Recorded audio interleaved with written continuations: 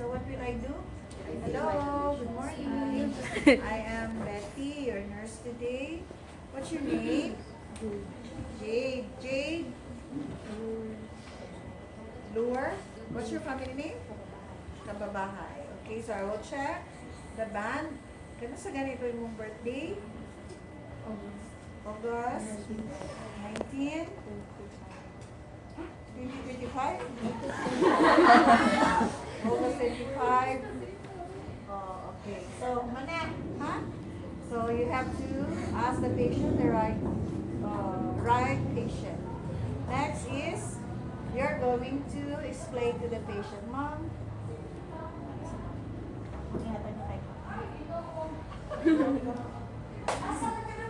Kami, Ma'am. Na-prepare na nga po. Ako sila dito doon. Ah, So, okay. hindi ka taoran ka na. Sige. Vitamin C. So, ikaw nag-apon? Again? Prepare ko na. Okay, huwag kayo kung apon dito sa salusalog dito sa kuwan kayo. Pero katiyot lang kayo sa lang. Position ko okay naman. Wala po ko open pa lang ng Giving medications ba, no? So all you have to do is ano din siya ha? You have to check, no? By reading the doctor's order so that you'll be guided. So how many times are you going to check, compare? 3 times. So the moment you get the ticket, you have to compare it with the doctor's order.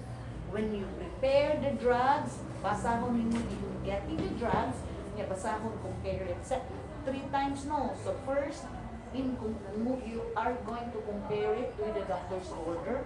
Second, when you get the drug, read it again, then place it there. When you return the drugs from its cubicle or shelves, sige.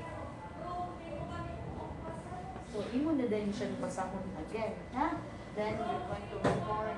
So, here, you're going to prepare na drugs, no? Ang atong ikuan diri is, how are you going, last lang, to compare the ticket sa syrup, no? Okay. In pouring, siya, basahon, ano kamalamoy na nimo. Okay, so, you're going to kanang syrup niha. Compare the label of the drug, no? Plus the ticket. Na in pouring, preparing a syrup form, so you're going to get now the medicine cap. Okay. Syrup kay siya, dili kay siya sticky. No need for you to shake. But if it is a suspension, sticky ka na siya, so you're going to shake. Open the cap here, place it upside down. Bisan pa o ganang tabon pa na sa sukan, upside down na. Okay? Never gina siya ikulog because dirty man ang surroundings. The label of the drug, no, should be placed, no, sa imong palm, facing your palm. Now, why? Because there are times na ma-erase ang label. Ha? Okay, so get now the cup. Okay, mark it now the desired dose. Okay, with your thumb. 5 ml man to, 5 ml according sa kuan sa order. So, puri, no, at eye level. Ha? Okay. So, diha ra kutog kay 5 raman. Okay, and then place it there. Wipe the lips of the bottle with your tissue paper. Ha? Okay, assuming i-wipe na siya. Return this bottle to the shelves. Okay, muna na siya ha, sa syrup na siya. Okay, and then, let's proceed in giving medication. In giving medication, muna to, you are going to verify the client's identity. You're going to introduce yourself, explain the purpose of giving medication, and also you're going to wash your hands and wear your clean gloves. Ha, especially in giving injection, in giving optic and eye ointment. Okay? But before that, okay, you are going to make a drug summary. Ha? Every time nga naay mga new orders gikan sa doctor sa no, based sa inyong patient, you're going to make a drug summary. A drug summary of what is being ordered sa inyong patient. Okay? Before your return demo or during sa inyong return demo, you cannot perform without submitting to your CI your drug summary. You should know what is the drug for, the generic name, the indication of that drug, okay, what is the purpose. Daghan man na siya mga indication na specify kung unsa indication, what is the indication of that drug to your patient. Daghan man na siya, daghan. You pick one related sa case in your patient. And then the classification, the mechanism of action, your nursing responsibilities before, during, and after giving the drugs. Okay. Then, mao na siya inyong buhaton. And I want you to, buy an ampule. No, kanang expired lang. For you to know, no, to practice during sa inyong return demo, how to break an ampule. So in relation sa inyong vial form, naarata. So, kung powder form, you're going to dissolve this one. You're going to dilute, no, the powder form na nasa vial with, okay, your injection or distilled water. Okay. So, mo na siya ang naon sa inyong ampule, siya. Okay, nana siya'y mark. So, meaning, kung nana siya'y mark diha, ma-break na ninyo.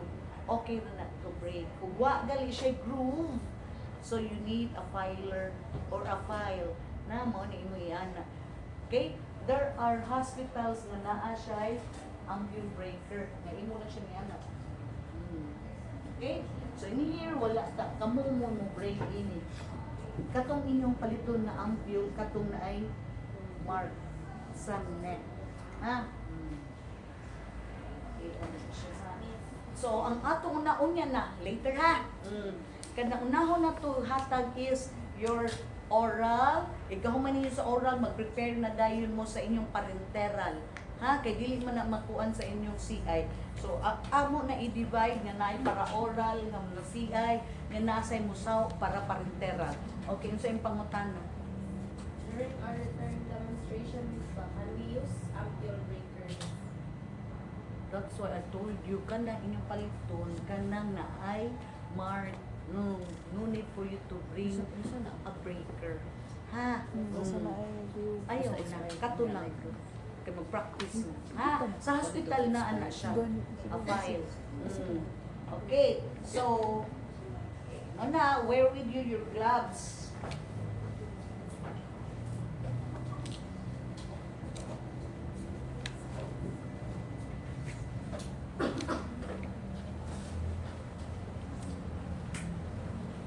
Your clean gloves they sterile gloves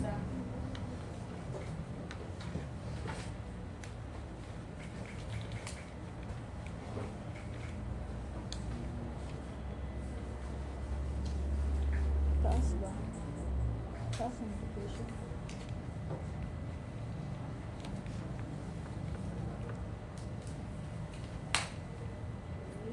So ba? Sa oral sa ato ang tuan unya na ng parenteral. Okay. So first is you're going to position your patient and make sure sa bedside sa imong patient na siya drinking water o bottle of water. Sige, kanang lingkod din siya. Kung makasit up on bed ang patient, ana siya.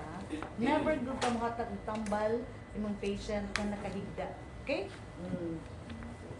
Kung tablet form siya, so kanang wrapper sa iyahang tambal, ayaw o abli. Gawas o dili gyud siya kaabli. Do it in front of your patient o di siya kaabli. Okay? Sige, there are patients nga wala na na siya kanang ang label ba or yung wrapper wa na no, dito na siya, wa na siya wrapper na dito na siya ipainom sa patient. Ug naagali kay naay patient nga paranoid. Kaya there are patients nga paranoid, suspicious sila nga sa kanang tambala, ako pa kanang tambala kasi sayop na na. Okay? So, ma'am, na kay Miss, wala gyud ning clip. Paayo dayon. Kinahanglan na amin ning clip ha. Kay naka-ascorbic acid ha. Na kay drinking water, awa siya tubig. Ang hus lang, masama. Wala siya tubig? Dili pwede yan. It should be followed by, kung ano siya din, imo na. Pwede. I-open siya. Dili kuha sa grapper. Butang. Sige, gani.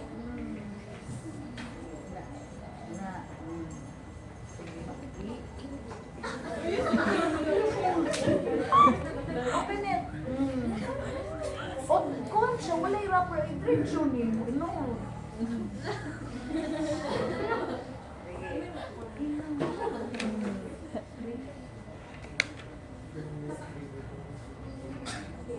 There are patients na mag-isod, no? Take sa white tablet, no? So, mo na siya, mag-ilboy ko kasi, wako ko suwayan. Suwayan. Down ang kuan, tablita sa bakba, niya ilong ang water. And then after, so you're going to invert the ticket, meaning na humana ni mong hatag. Okay? Next is, ma'am, na kay ascorbic acid 5 ml, no? Syrup mo siya, ma'am. Pwede ni mo sa kuan na mo sundan of water. But if it is a cough and cold remedies, no, para tambal sa ubo, should not be followed by water. Ha? Oh, sige. Mano siya, ma'am, ha? In na siya, ma'am, kaya paluhi ang water. Especially suspension na kailangan paluhan ang water. Okay, assuming yung inom, di na ako i-offer niya. Kaya nga, no, gawas nga puro ni vitamin C, putkutulistiyan, expired na sa D. Dili na inom ha niya. Pag-practice lang ta, kung sa ang pag-pour, na ang tay syrup dito daghan ha. Ayan ninyo ina. Kung naginutong ninyo inom, if you wish to take it, it's up to you. Let's wait for the effect. Expired na siya last year. Daghan pa mag-ayo. Lisod magkailaan ko, ibutang diya nga doctor's order na ascorbic 5 ml. So, himuon na itong 10 ml of fruit. No? Okay. Pero di, ignore na. Discard ninyo, i-flush. Hugasan ninyo. Okay. So, mana do aftercare. So, ang inyong mga cap, hugasan, ikulog siya. Okay? Discard ninyo sa inyong waste. Then after, so do not leave your patient unattended. So wait for the time na basig na effect ang tambal, no? Okay. Especially antihypertensive drugs. Oh, basig lipong-lipong siya, nung pilit siya hiyang or kanang bago pa na niyang natambal. So wait for the untoward reaction. Nga nice spillage diha. That's why you're going to drape no kung syrup siya with a towel. Naa siya basa-basa diya kada patients no pangag o unsa ba white.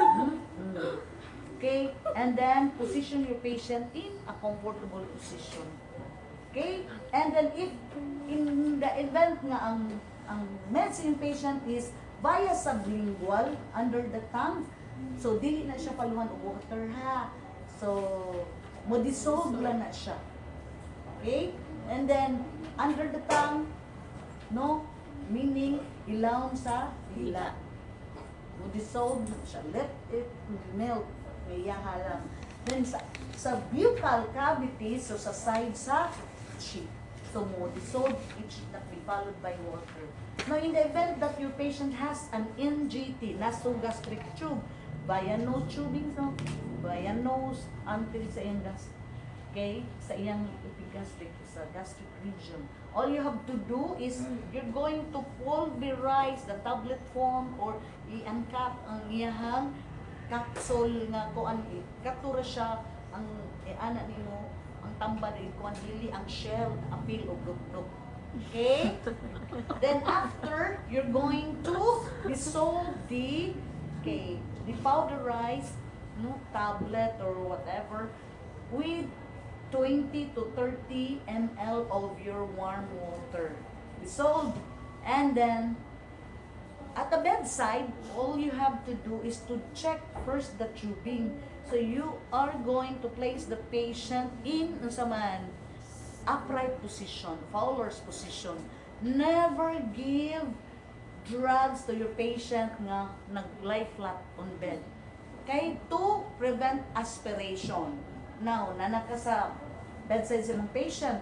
So, how are you going to check the patency of the tube? So, you're going to unkink. Close man na siya. Unkink the tubings. Okay? Ready na siya with the use of your stethoscope. And then your asepto syringe. Na siya tubings diha. Iimo siya, i-close siya, ibutang nimo sa tubing. Nya, i-sud na nimo ang earpieces. Okay? Butang ang diaphragm here sa epigastric region. And then you're going to push air. So if you can hear a gurgling sound, so meaning the tubing or the NGT is in place. Dili gurgling ha, G-U-R-G-L-I-N, gurgling, bubbling, dili ha. And then another way is to aspirate. No, imo na siya open na siya, aspirate the secretions. Sudan na greenish gali color sa secretions, meaning in place po na siya. Mo na siya gastric content. Okay? Then, let it flow. Ibalik. Okay? And then, sud na tanan, i-kink ni mo ang tubing, kay masud lang yung air. Do not allow air to enter, kay mabutan ang tiyan sa patient. Now, ready na imuhang tambal, dissolve na sa imuhang 20 to 30 ml of warm water. Ibutang siya diha and then let it flow. Ana ang tubig. Na? Then after, nahuman na siya sud, i-kink na po. And then get another 30 ml of water to flush. Ana, so na sa i-open na sa. Flush siya. Nahurot na tanang tubig, wala na sud ang diha dapita. I-kink nimo, remove your asepto syringe, i-close nimo ang tubing. Then, allow minutes na mo stay siya in a Fowler's position, upright position. Di siya pahigdaon kay mo higda siya, mo drain ang tubig, no? Okay, ana lang sa siya. Then, on this one. That is for your nasogastric tubing. So part of your oral. So meaning you're going to give oral medication via per orem or by mouth, okay, sublingual, buccal, and nasogastric tube. Okay, na order na siya tubo diha. So ang meds niya, pulverize ninyo. You're going to pulverize with the use of your mortar and pestle. Okay? Sige. Galing. Higda na day. Now, okay, eye drops and ear drops.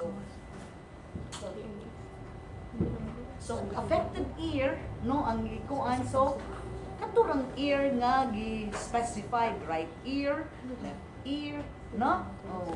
Mo na siya, ang ear drops is otic, ha? Ang eye drops is okay, you position your patient. Okay, side lying. Kung asa ang affected ear niya, sige, side lying day.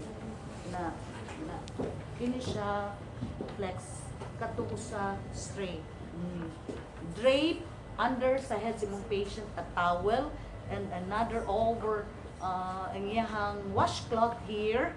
Then you're going to cleanse, no, wipe the pina of your patient, no, kay labi nagnaay infection na mga secretions there, you're going to remove. Do not smell.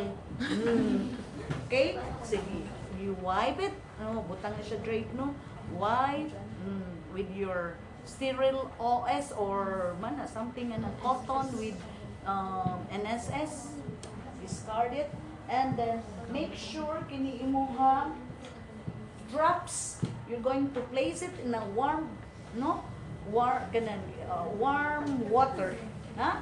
So container din yung butang na ikuha na ni siya warm water, na.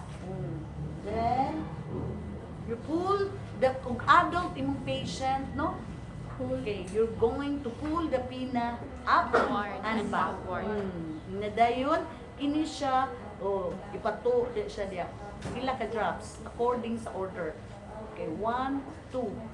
And then, ugnay mo na ay spillage, pat to dry. And also, you can plug your cotton. Ha, butangan siya, pero dini mo idusok ang cotton. Ana lang siya plug. Okay, wait for a minute nga magstay na siya in position. Okay. Otherwise, mo turn siya to the opposite side, mutu man siya. So, iyan na lang siya. Okay? Dayon, yun mo na siya, ibalik siya diri and invert. Meaning, you're done. Okay. For otic, okay,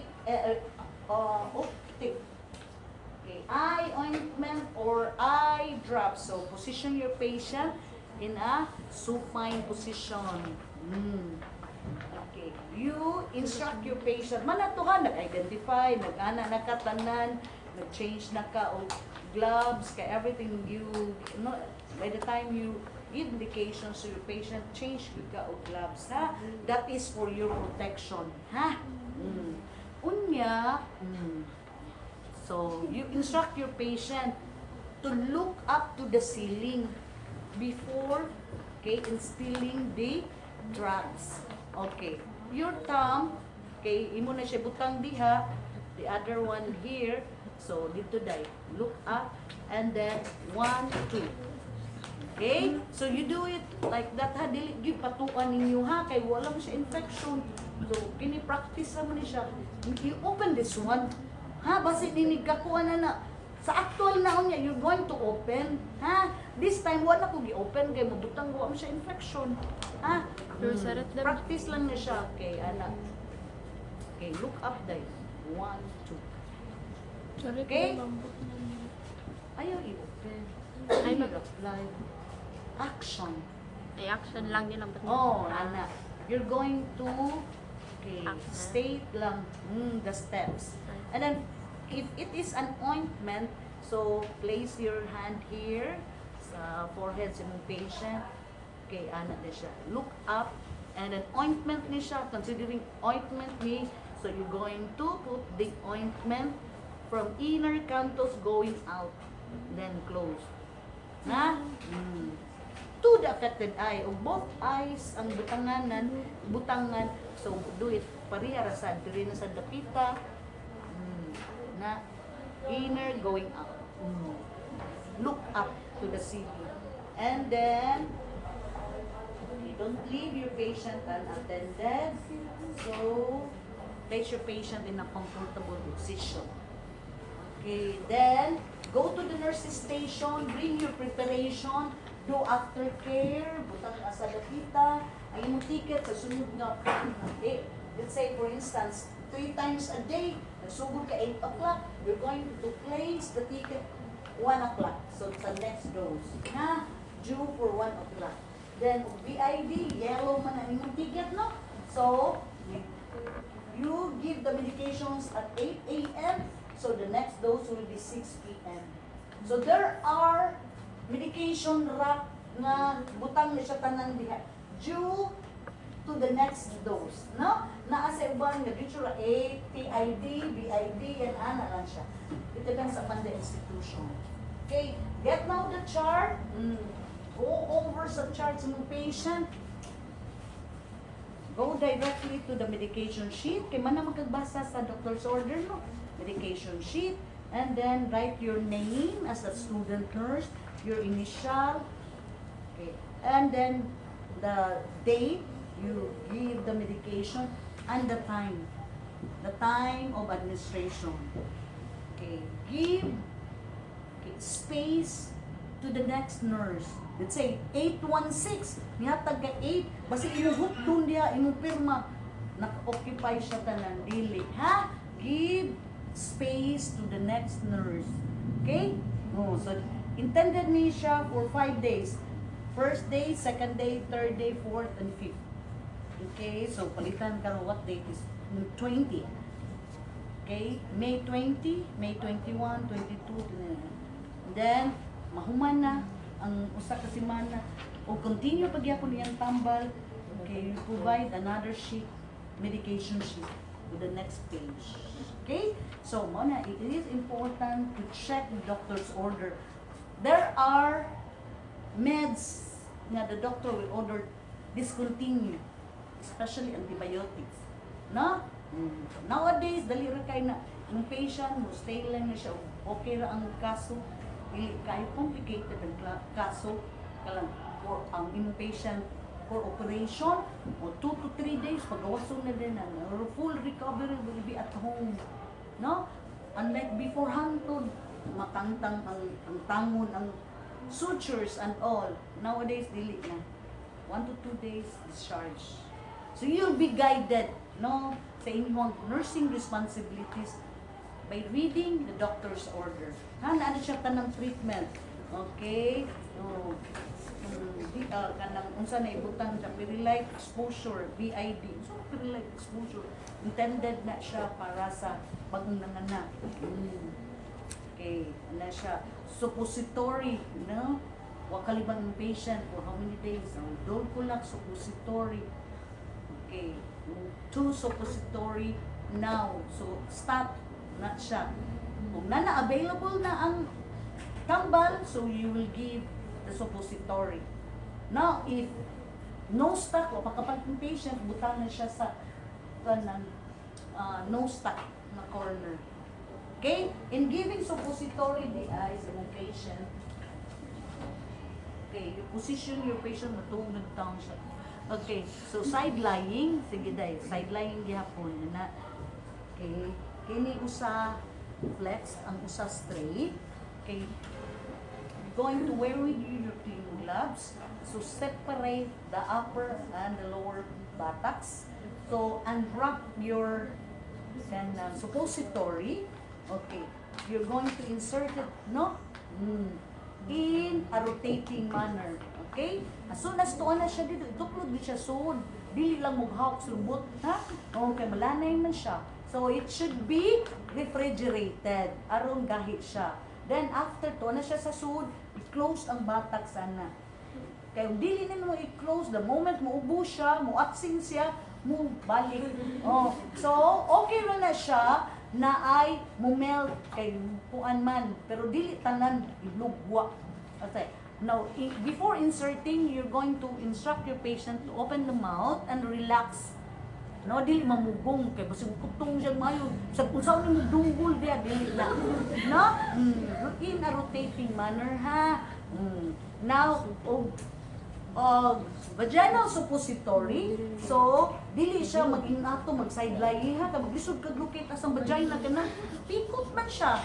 Okay. You're going to place your patient in a dorsal recumbent. Ikungkong. Of course, you open this one, no? Diha, the pita. Gloves niya. Kailan, imo na i-check. So, fit. Baya ko ang vagina man siya. So, of course, babae yun yung insertan. No. So, ang babae, dagan siya og opening, no? To look. Okay, urethra, vagina, rectum. Make sure nga insert mo vagina gud siya, basi tos rectum, tos urethra. No, pataka lang kang marwa ka So, you should know the anatomy. No, asa gid ang vagina. Tunga-tunga ra gyud na siya. Wa sa agtang, lang gid siya tunga-tunga. Insert na okay. Anawa ma'am ha, ako ipasok. Open your mouth. Say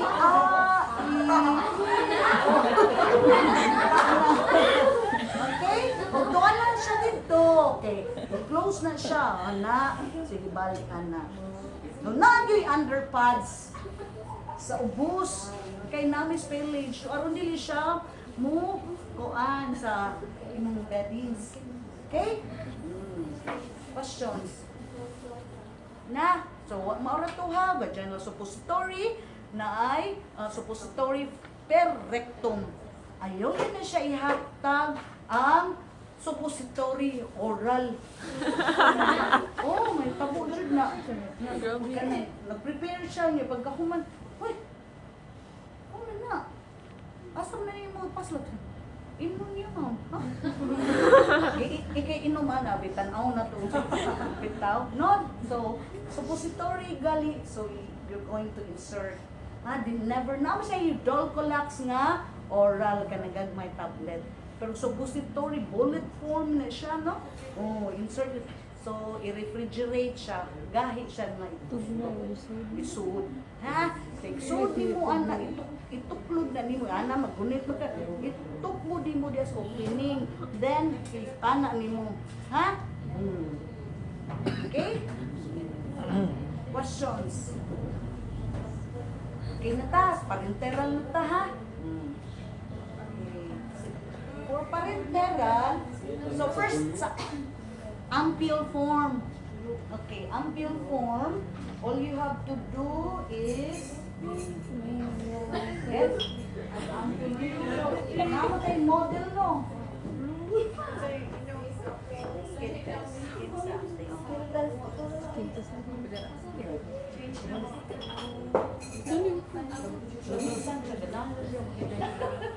Okay, say, ang ampule form, na yung mga kung ano, nadiha, no, at the top, i-flick ni siya, alam mo down na siya. Okay? And then this, and then disinfect ka. Okay, with alcoholized or kanang alcohol swab. Ayan na din. Okay? From, okay, antod sa neck. From top to bottom. Discard this one. Ready ang imuhang OS, no? Sterile ghost pad. No need for you to buy this one na kay naatay daghan ini. Ha? Pero ini-practice ninyo di mo manguha diri. Dili siya pwede ha. Sa actual na lang liga.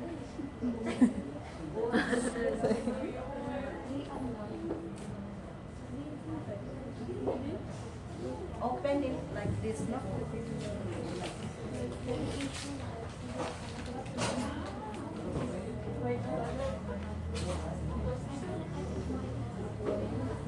Okay.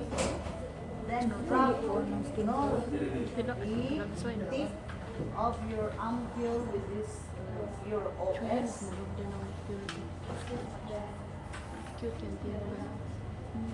So you're going to break the ampule away from you, no? Being the nurse, away from you and away to your patient. Okay? So ang imong pressure na sa imong dominant hand. So kini dili ka mag-pressure uli. Mag-weekly ka.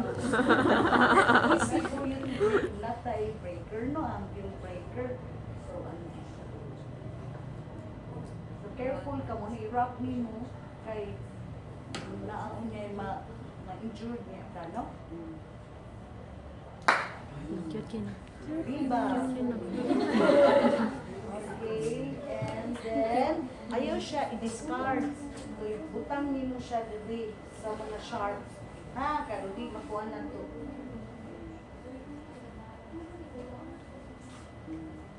Ang imo i-discard ka na way biliduha. Okay.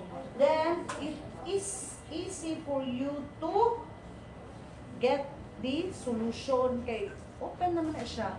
So, no need for you to change your needle. Dito na ka. Kung sa ito yung needle mo para injection, mao na ito yung gamiton. Okay? And the next is kung vial form. Usually, the drugs is powder form sa vial.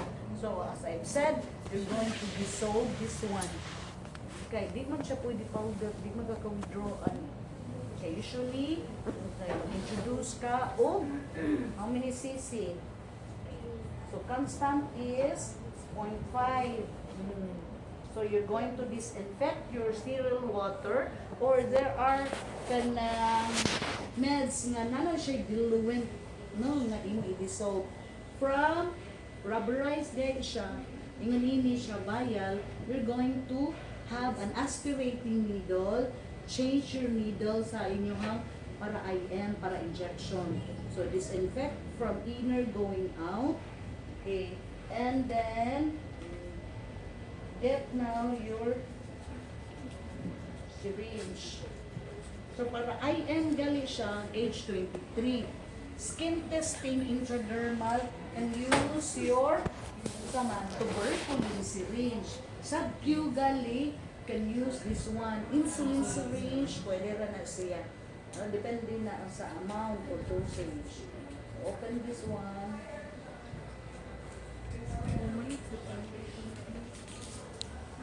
Mamalit sa mga na ikarit din, ma'am. Imo na siya ikaw ng aspirating imo, needle, paupo na. Excuse me, ma'am. Mamalit sa mga ng syringe ikarit din, ma'am. Ang syringe, para practice lagi, in here sa inyong return demo, ayaw lang. Gawas o mahutdan. No? Pauni siya nimo, butang diha. Disinfect. So, control na disinfect here, inner going out up to the neck. Scar. And then, get now okay. So, mo hit gali ka og na rubber nga sa vial, you're going to introduce air no before aspirating. So the desired nga cc of your liquid form. So let's say for instance, whether 1 ml, easy for you to withdraw. Then invert. Do it like this. Buka ka. Withdraw. Dali na. Okay. And then 1 ml.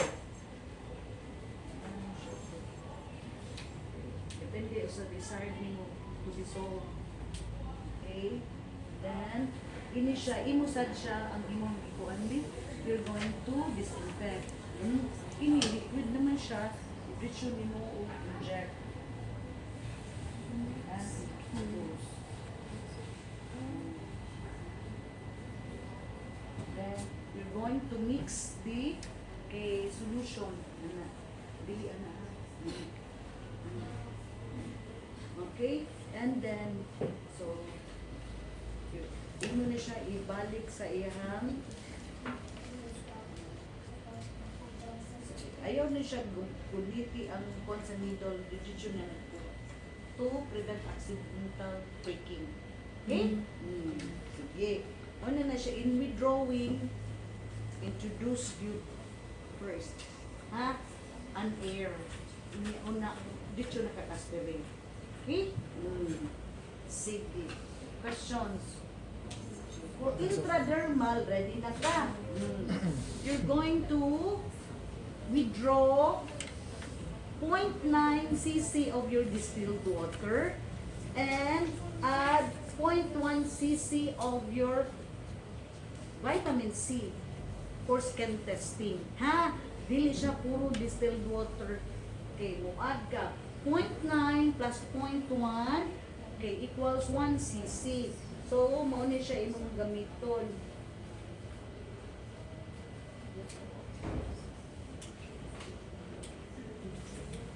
Okay, 1 ml or your tuberculin syringe. Okay.